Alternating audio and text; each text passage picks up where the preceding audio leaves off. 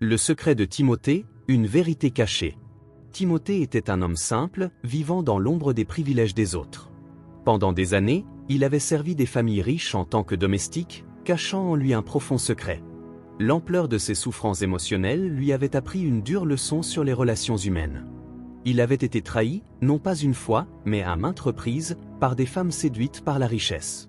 Leur amour semblait toujours conditionné par des promesses d'opulence, et non par la sincérité des sentiments. Un jour, éreinté par cette répétition, il décida de prendre les choses en main. Il allait inverser les rôles. Avec une somme économisée au fil des années, Timothée loua une maison somptueuse et acquit une voiture de luxe en location. Puis il transforma son apparence, adoptant des vêtements élégants et un comportement qui reflétait une confiance qu'il n'avait jamais montrée auparavant. Son objectif était clair, tester l'amour et découvrir si l'authenticité pouvait exister au-delà des apparences. Une rencontre inattendue. Dans un marché animé de la ville, Timothée croisa Anima, une jeune femme à l'aura lumineuse malgré les marques visibles de la dureté de la vie. Elle portait un panier de bananes sur sa tête, cherchant à vendre son produit pour subvenir à ses besoins et à ceux de sa famille.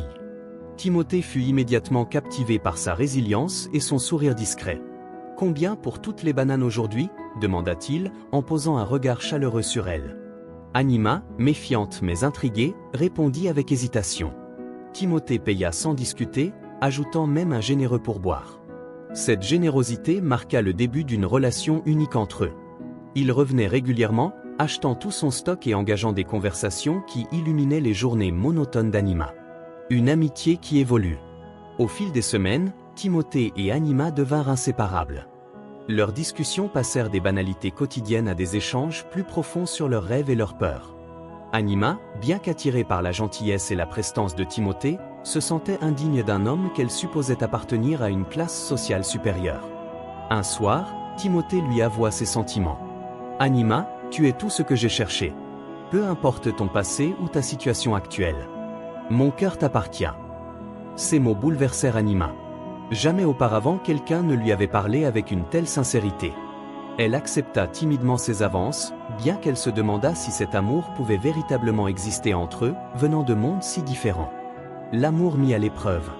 Leur relation florissante fut mise à l'épreuve lorsque les difficultés financières d'Anima s'aggravèrent. Timothée lui proposa de vivre avec lui pour alléger son fardeau. Elle accepta à contre-cœur, malgré ses valeurs traditionnelles. Pendant des mois, ils vécurent dans ce qui semblait être un bonheur parfait. Cependant, le secret de Timothée pesait lourd sur sa conscience. Il savait qu'il ne pourrait pas maintenir cette illusion éternellement. Le jour fatidique arriva lorsque le véritable propriétaire de la maison, M. Bonceau, fit irruption à l'improviste. Il confronta Timothée devant Anima, révélant que tout la maison, la voiture et le style de vie n'étaient qu'un mensonge. Anima, dévastée, confronta Timothée. « Pourquoi ? Pourquoi m'avoir menti ? Je n'avais pas besoin de tout cela pour t'aimer. » Timothée, les yeux remplis de larmes, répondit. « J'avais peur que tu ne m'aimes pas pour ce que je suis réellement.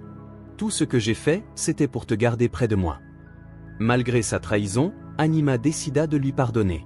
Elle voyait au-delà des apparences et des erreurs, reconnaissant l'amour sincère qui motivait ses actions. Timothée, désormais dépourvu de tout, dut recommencer à zéro. Avec l'aide d'Anima, il trouva un emploi modeste, tandis qu'elle continuait à vendre ses bananes. Ensemble, ils apprirent à bâtir une vie fondée sur la confiance et l'honnêteté, remplaçant les illusions par une véritable connexion. Avec le temps, leur amour devint un témoignage de résilience et de pardon, prouvant que même dans l'adversité, l'amour véritable pouvait triompher. Malgré leurs épreuves, Timothée et Anima restaient unis, mais les jours étaient de plus en plus durs. Les économies qu'ils faisaient avec soin diminuaient rapidement, et chaque décision financière devenait un défi. Anima continuait à travailler dur, passant de longues heures sous le soleil pour vendre ses bananes. De son côté, Timothée passait ses journées à chercher un emploi, frappant à toutes les portes, mais les opportunités se faisaient rares. Un soir, alors qu'ils partageaient un maigre repas, Timothée posa une main sur celle d'Anima. « Anima, commença-t-il d'une voix lourde, j'ai réfléchi.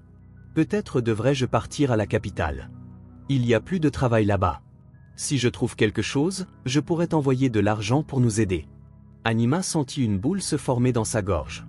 L'idée de se séparer de Timothée, même temporairement, lui était insupportable. Pourtant, elle comprenait qu'il voulait tout faire pour améliorer leur situation. Si c'est ce que tu penses être le mieux, je te soutiens, dit-elle avec un sourire forcé, ses yeux brillants de larmes non versées. Mais promets-moi de revenir dès que tu le pourras. Timothée hocha la tête, déterminé. Je te le promets. Rien ne pourra nous séparer, Anima. Quelques jours plus tard, Timothée quitta la maison modeste qu'il partageait, un petit sac contenant ses maigres possessions sur l'épaule. Anima lui tendit une petite boîte. C'est du pain et des fruits pour le voyage, dit-elle doucement. Prends soin de toi. Timothée l'enlaça avec force, sentant son cœur se serrer. Je reviendrai pour toi, Anima, murmura-t-il avant de partir. Anima resta à la porte, regardant sa silhouette disparaître à l'horizon, le cœur lourd mais rempli d'espoir. De nouveaux défis. À la capitale, Timothée découvrit rapidement que la vie était encore plus difficile qu'il ne l'avait imaginé. Trouver un travail stable s'avéra compliqué, et les petits emplois qu'il parvenait à décrocher ne suffisaient pas à couvrir ses propres besoins, encore moins à envoyer de l'argent à Anima. Pourtant, il ne baissa pas les bras. Il savait qu'elle comptait sur lui. Pendant ce temps, Anima continuait à travailler dur. Elle économisait chaque pièce qu'elle pouvait, refusant de se plaindre malgré les difficultés croissantes. Ses voisins, impressionnés par sa résilience, commencèrent à lui apporter de petites aides, des vêtements, de la nourriture ou simplement des paroles encourageantes. Un jour, l'un de ses clients réguliers, un commerçant local, lui proposa un partenariat. « Anima, tes bananes sont les meilleures de la région. Si tu acceptes de me fournir en exclusivité, je m'occuperai de leur distribution. Cela te permettra de te concentrer sur la production. » Anima hésita.